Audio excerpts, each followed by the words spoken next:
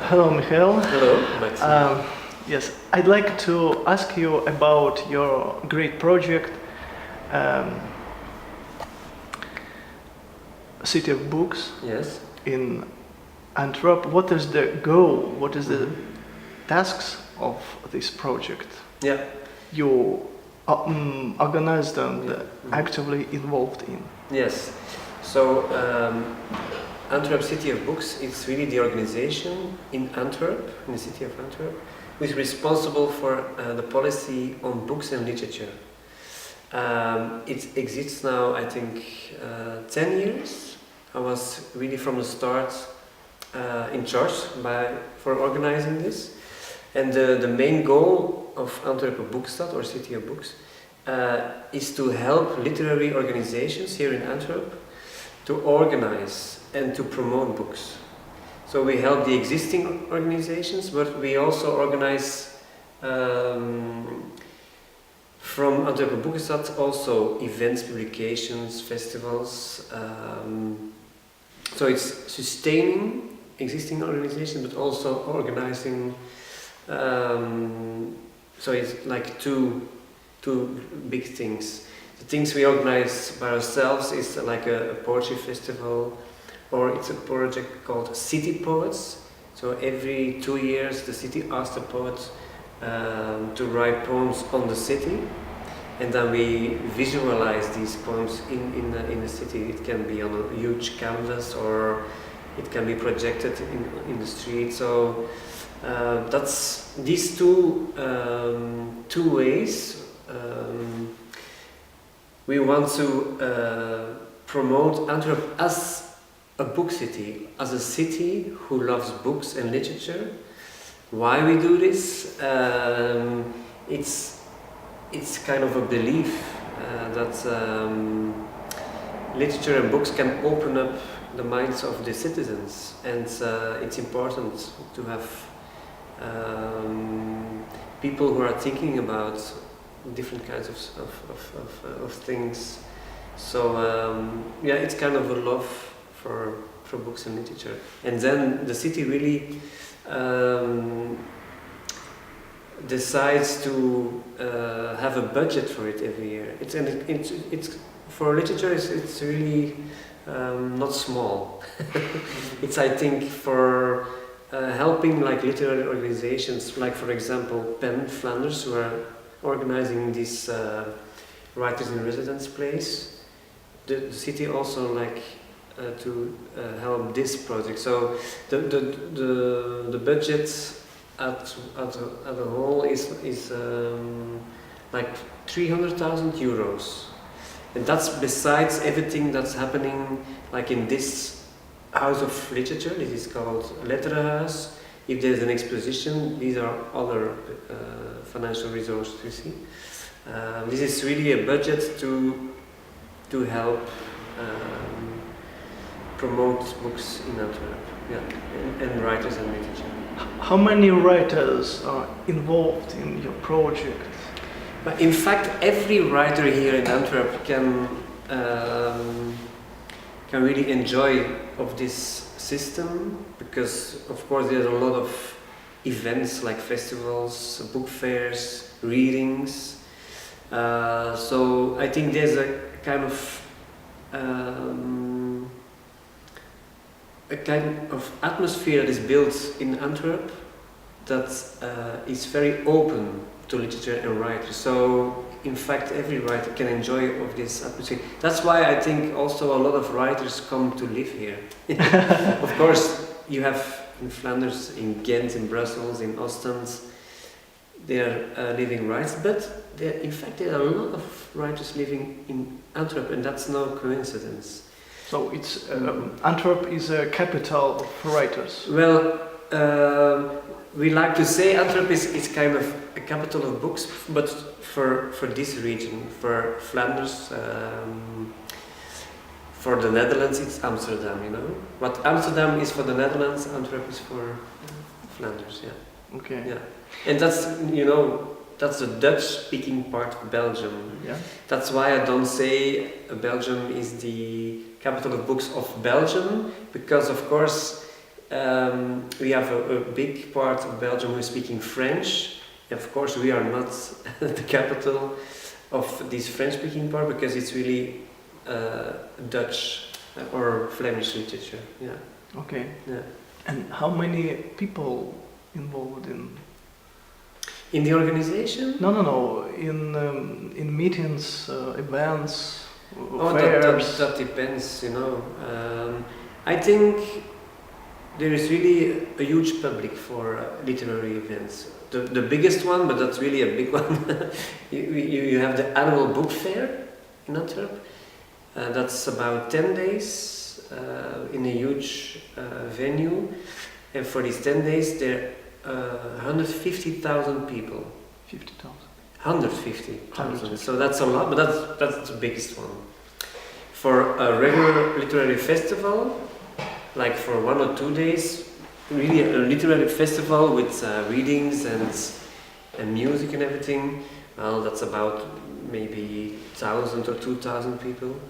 But of course you have also a lot of small things like a reading in a bookshop, it's like for 50 people, or here you have a monthly poetry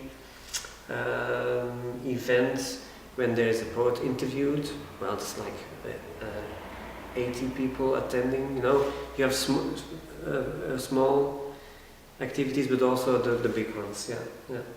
Yeah. Okay, and what about feedback? Yes. Do you receive some feedback Mm-hmm. from readers? Of course, we are getting feedback from literary organizations, but also from writers, from the public, of course. But I think, when you go back 20 years ago, a lot of these people were complaining. They were complaining. It was the city wasn't focusing on literature and books, and there wasn't big possibility to be active here in Antwerp. Well, it was everybody on his own, you know, and because of the city decided, okay, we're going to sustain all the people and organizations working here in Antwerp. That's a lot of people were coming now together and are communicating with each other, and so the atmosphere is better. So you don't have these complaining feedback anymore. It's like more kind of how are we going to collaborate, more like this. How we are going to communicate together, or are you interested to work with me on this? You know, it's more like a collaboration relationship. What is the role of writers in a society? Yeah. What is your opinion? How do you think? Do they have a big influence to the society? Mm-hmm. Maybe they they give some answers for questions, Yeah, for challenges. Yeah. Maybe they can give some salvation of problems. Of course, there are a lot decisions. of different types of writers, and I think you need them all. You need the writer who is just writing his stuff, which can seem very, what's he writing about? Like more abstract or very experimental writer who doesn't have an immediately visibility in society and isn't in the newspaper. I think you need this writer because he's working on Different pushing language. boundaries, you know. But then you have also the engaged writer who, besides writing his books, is also a voice in public opinion. I think you have a lot of these writers now, and in the media. Sometimes they say, well, the literature is not very present or aware in media, but it is in fact, because in the newspapers, on television, there are a lot of writers ask for their opinion, and a writer is always very reflective and doesn't react on a very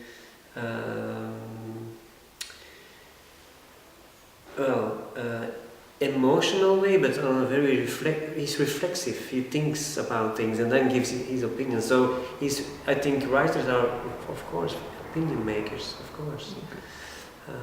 And I think it's important. But you have to respect their rhythm. Because a writer needs time.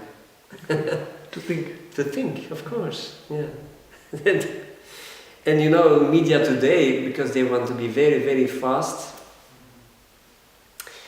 I think fast opinions are not always the best opinions, isn't it? So I think the writers maybe are important to give, it's more like a slow opinion, to make a bigger picture, or sometimes put arguments on table people don't like to hear, sometimes, And then of course you have also like the writers who are more in the entertainment business, Okay. who like to entertain people. And these of course are also writers, and they have their function, isn't it? So to entertain people. There are a lot of people wanting to be, for a lot of people, literature is like relaxing. It's free time. That's also a function, I think, and I think even that is a function who is really okay. So it's some kind of pulp literature, yes, and to entertain people, not to. Well, you have these different kinds of, I think, literature, and I think they are all important. It's not. I think it's not one higher than the other. Okay. It's a culture. Literature is kind of making our society in a way. It's making.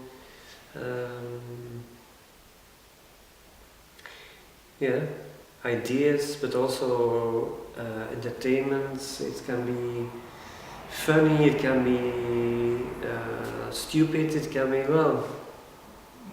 it's really different needs. Literature is a reproduction, but also creation of new things. It's both. Okay. Yes. It's both. Yeah. And okay, Mikhail, thank you so much. It was interesting to know about your project and about the role of writer in contemporary society. Maybe my last question is about main topics of what is the most important thing for writers? What do they think about, and what is their maybe philosophical intention now? For me personal, or What as a view, as a reader, what I see in our Flemish society. Yes, and more like this. in this market, yes. Yeah.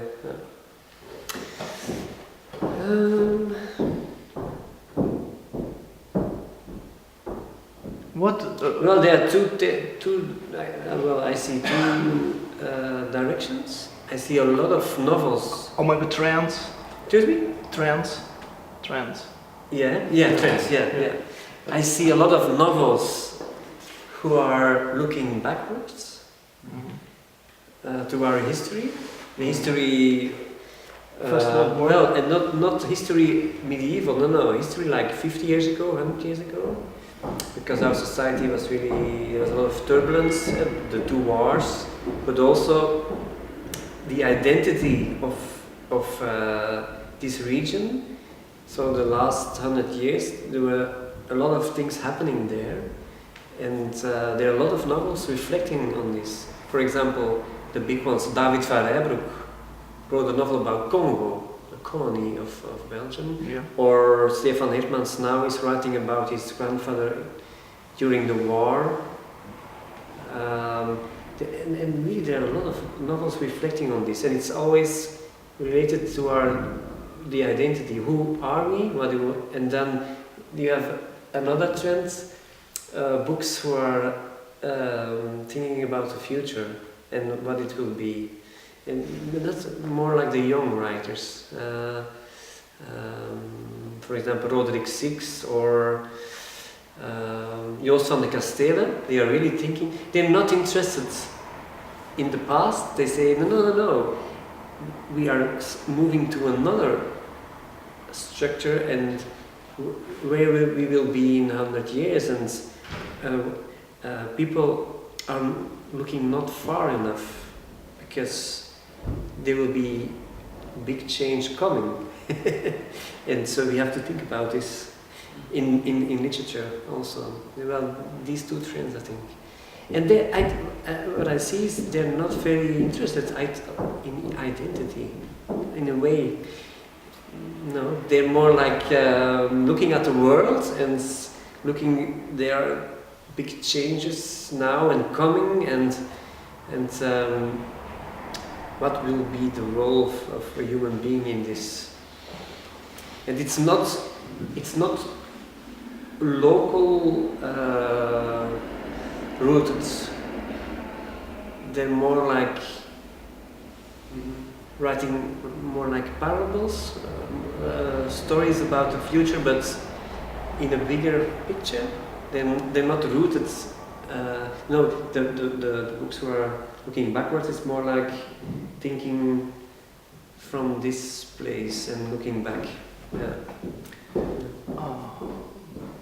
Michael, you're talking about past and future. What about present? You know, there are a lot of writers at the moment. It's also a trend writing columnists. You know, a weekly piece or a monthly piece, a newspaper or a magazine.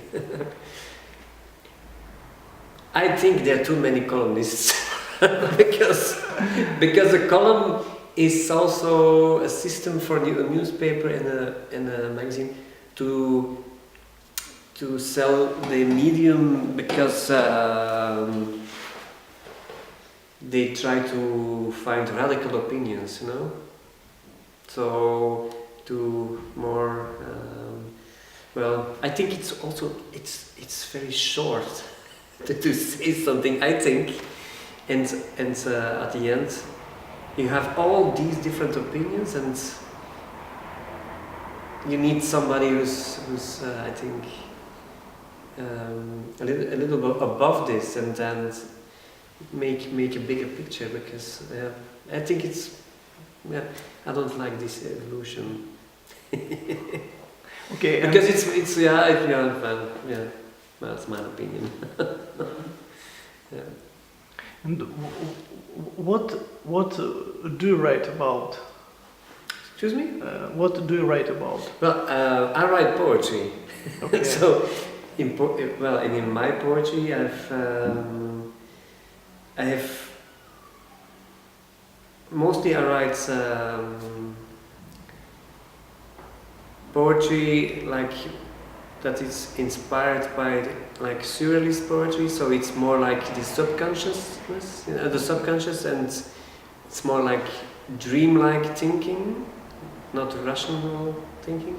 But besides this, which is very important for me, Of course. but besides this, I write also poetry which is rooted in the contemporary world. So I reflect on things that happen or that happened, you know.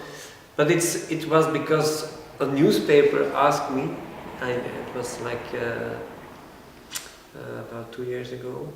So they asked like some poets to write every week a poem on something that happened and was in the newspaper, you know. But You had like 1 week, only 1 week, it's not very much, only 1 week to write a poem about this. But I'd liked it to do it, because I wrote, I think, in my more, I used my techniques to write about something which is now, I think I use the same techniques. So that's also another thing, yeah. Would you show us some example of your poetry? Show you? Yes. Like a book or something? I can show you. But No, to read. To read. Yeah. To read the thing. Okay, I can see. Do you have something with me? I can look in my... maybe there's some translation, I don't know. I don't know if it's in here. In Dutch will be good too. Really? Yeah.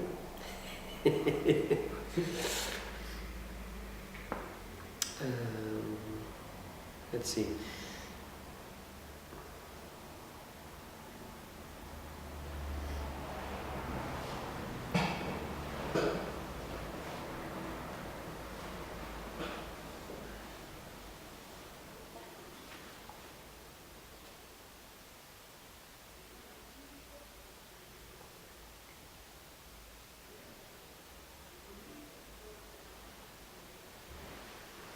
I'm looking for a poem. I think I have internet here, normally. Yes, I have it.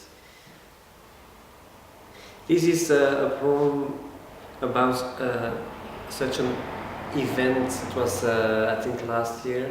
It was a very small, a very small article, but really very small in the newspaper, about a little town in Belgium, in Belgium, and they are hunting. It's what's the name in English? You know, very well. This animal. What is this animal? You know, it's a kind of a pig. It's a boar. A boar. Okay. Some yeah. kind of pig. Yes, boar, yes. And they're living in Wallonie. It's a French-speaking part. It's more like the more well, there's more nature over there. But they're coming back to Flanders, you know, and they don't like it, so they hunt them down. But these are very smart animals. So there was an article on it, and they hunted with about 200 hunters one night, and they only shoot 2. It was such a funny article, and I was thinking, well, you know, there's a thing also here in Flanders. There are a lot of people afraid of what's foreign, and but you know, in fact, these pigs, they used to live here. It was a long time ago, but now everything are cities, and we're not. Well, now nature is for us. It's like a foreigner who is coming back. Yes. So I wrote a poem about this, but also with a link to a very famous writer here, which is called Hugo Claus, and he has published a long time ago. He's dead now, but a book with this title of this animal, and the title was Heer Ever, Sir Pig. Because that was also the nickname of a kind of a leader some 100 years ago here in the Flanders. It was his nickname because these animals are smart and strong, and he took this nickname because he wanted to be perceived as smart and so, you know, and so it's also a poem about old values and identity here, and the fear of foreign. of foreign things or which aren't foreign at all, you know. So that's this poem about. It's called Heer Ever. Teruggekeerd uit lang vervlogen tijden, grommend en vroetend en met opgerichte pennen, trek ik 's nachts door uw Brabantse beemden en zwarte valleien. Hoezo? Ik kom ongelegen op uw genetisch gemanipuleerde velden en wegen. Ik ben uw hertog tussen Maas en Rijn, mijn oude speelterrein van poelen en vennen. Hier heerst de borstelige vorst van uw gekapte bossen. Hoor ik het geschal van honden die onder ons zo fier zijn opgestaan, dan zal u mij niet vinden, noch verwonden. Hoe durft gij te beweren? Ze rollen in de modder en lachen om ons, en op mijn domein de grote Jan uit te hangen. Spreek met 2 woorden. Heer, everzwijn. Ja, krijgt het aan uw nieren, gij bastaardzonen, trekt naar Parijs, het mogen niet baten. Straks staan hier het hert, de otter, of nog beter, hypocriete lezer, mijn gelijke, mon frère, de bever. That's it. Thank you so much. You're welcome. Thank you so much for interview and for very interesting story and Thank you for being here with us. yeah. Thank you. Okay.